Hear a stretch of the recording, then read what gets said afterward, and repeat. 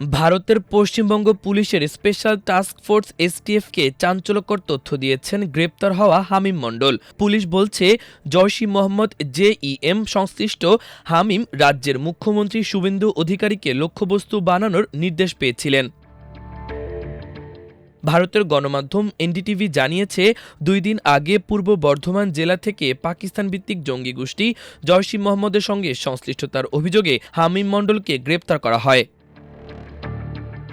এসটিএফের মহাপরিদর্শক গৌরব শর্মা জানান, হামিমের পাকিস্তান ভিত্তিক হ্যান্ডলাররা তাকে দিল্লির যন্ত্রমন্তরে অনুষ্ঠিত ছাত্র বিক্ষোভে পুলিশের পোশাক পরে ঢুকে বিশৃঙ্খলা সৃষ্টি করার নির্দেশ দিয়েছিল। তিনি আরও দাবি করেন, হামিমকে মুখ্যমন্ত্রী শুভেন্দু অধিকারীর গতিবিধির ওপর নজর রাখতে এবং তিনি কোথায় নিরাপত্তাহীন অবস্থায় থাকতে পারেন সে সম্পর্কেও তথ্য সংগ্রহের দায়িত্ব দেওয়া হয়েছিল। এসটিএফ জানায়, জিজ্ঞাসাবাদে হামিমের সঙ্গে পশ্চিমবঙ্গের সক্রিয় জইশ-ই-মহম্মদের একাধিক হ্যান্ডলারের যোগাযোগের তথ্য পাওয়া গেছে। আদালত তাকে 14 দিনের এসটিএফ হেফাজতে পাঠিয়েছে।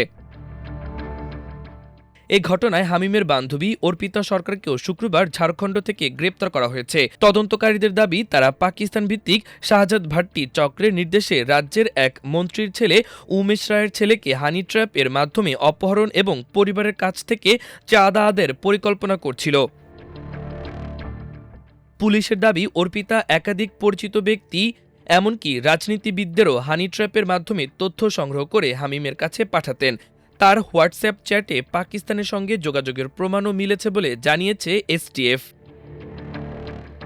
তদন্তে তাদের কাছ থেকে যুক্তরাজ্য ও মেক্সিকোর ইস্যু করা আন্তর্জাতিক সিম কার্ড উদ্ধার করা হয়েছে।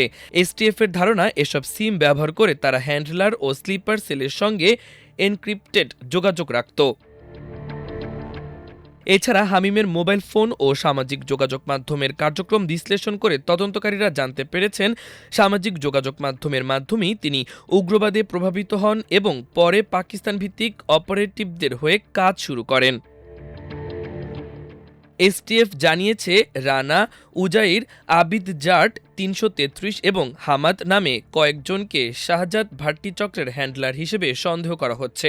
তাদের বিরুদ্ধে উগ্রবাদে উদ্বুদ্ধকরণ, জঙ্গি নিয়োগ এবং মাদক সন্ত্রাসে জড়িত থাকার অভিযোগ রয়েছে। ভারতের তদন্ত সংস্থা এখন এই নেটওয়ার্কের বিস্তৃত অন্যান্য সদস্য এবং সীমান্ত পারের যোগাযোগের বিষয়ে আরও তথ্য সংগ্রহ করছে। মাল্টিমিডিয়া ডেস্ক, আমার দেশ।